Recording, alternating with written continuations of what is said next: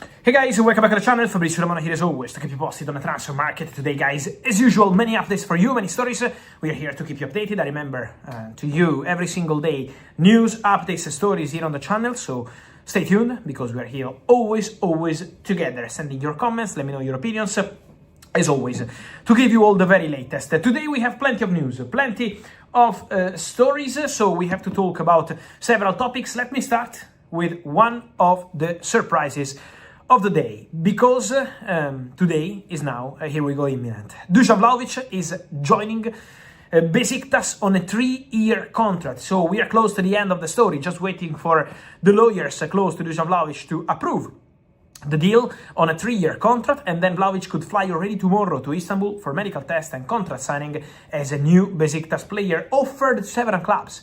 Vlahović was offered to Premier League top clubs, to Spanish top clubs, to Atletico Madrid, to Barcelona, but they were not convinced, and now Vlahović is joining Besiktas on a 3-year contract as a free agent after leaving Juventus. So good luck to Dusan Vlahović, ready for this new chapter. Another story of the evening is Paul Pogba, because Paul Pogba could be available as a free agent in the next days.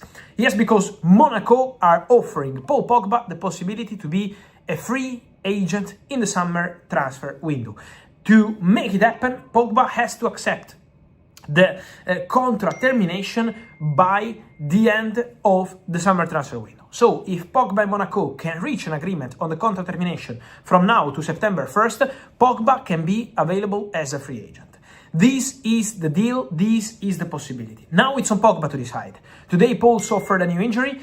For Pogba, for sure, there are some possibilities, but now it's on the player to decide whether he wants to stay at Monaco, but the club is pushing him out. Monaco want to terminate the contract, Monaco want to move on and say goodbye to Paul Pogba. So that's the status of the story. Talking about several other things, there are movements on several fronts, especially on midfielders.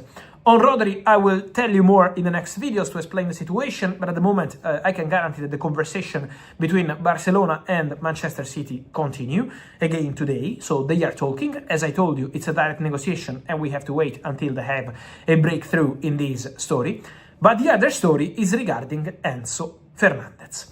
Because over the recent days, some contacts took place between the agent of Enzo Fernández, Javier Pastore, and Manchester City. In these contacts, Manchester City message was about the interest they have at the club in Enzo Fernández, especially Enzo Maresca.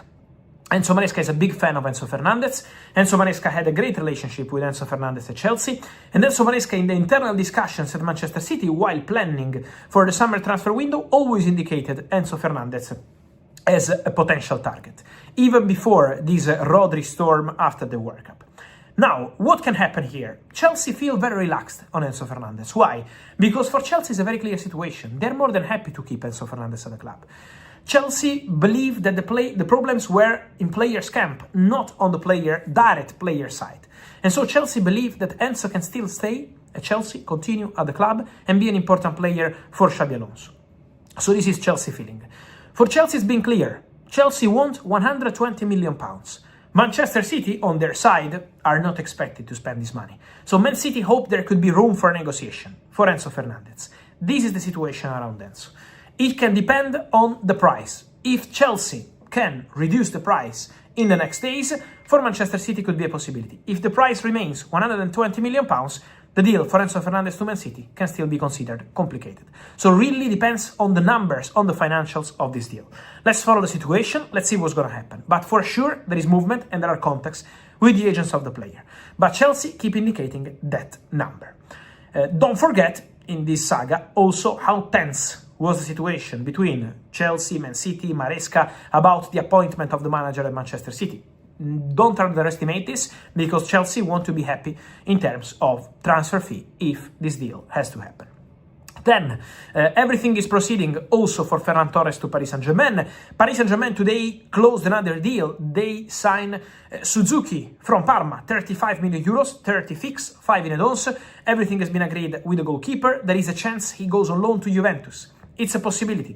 Juventus are interested, and Juventus are expected to make a decision whether they want to get Suzuki on loan from Paris Saint-Germain or go for another goalkeeper. It's on Juventus to decide. PSG offer this possibility, and Juve are absolutely interested. Then, more to mention, guys, on opportunities, on names for these final days of the summer transfer window. Max Allen from Manchester City is going on loan to Burnley. It's an exclusive update of the afternoon. Another exclusive news of the day, Inter are going all in for Jed Spence. Inter will bid for Jed Spence. There are contacts ongoing with Tottenham. Now it's on Tottenham to decide whether they want to sell the player or if they want to keep him. It's on Tottenham to make a decision. Inter are on it. Despite links with Liverpool and Man United, according to my information, Liverpool and Man United so far never reached out for Jed Spence, so never been a possibility. Now Inter are keen. The player is open to going to Inter, but now it's on Tottenham to make a decision. A decision has been made by Iliman Ndiaye over the recent days. Despite a really rich proposal from Al Hilal, Iliman Ndiaye doesn't want to go to Saudi. Iliman Ndiaye wants to continue in Premier League. He's happy at Everton, according to my information, but if a big proposal arrives from Premier League clubs, could still be a possibility. So Premier League is the league where Iliman Ndiaye wants to be. He doesn't want to go to Saudi, despite a really big financial proposal coming from Al Hilal. And then, guys, I also want to mention something on the Lewis-Skelly drama today on social media everywhere. This story about Miles Lewis-Skelly, Man United, Chelsea, he can leave Arsenal. The feeling of players' camp and those close to Miles Lewis-Skelly is that Miles wants to stay at Arsenal. Miles wants to continue at Arsenal. He can be important at left back, in midfield, as he was in the final part of the season. So Miles Lewis-Skelly wants to fight for his place at Arsenal. The only way to see Miles Lewis-Skelly leaving Arsenal in the final weeks of the summer transfer window is if Arsenal tell the player, okay, we want to sell you. But as of today, this has not happened. And the player remains completely focused on Arsenal.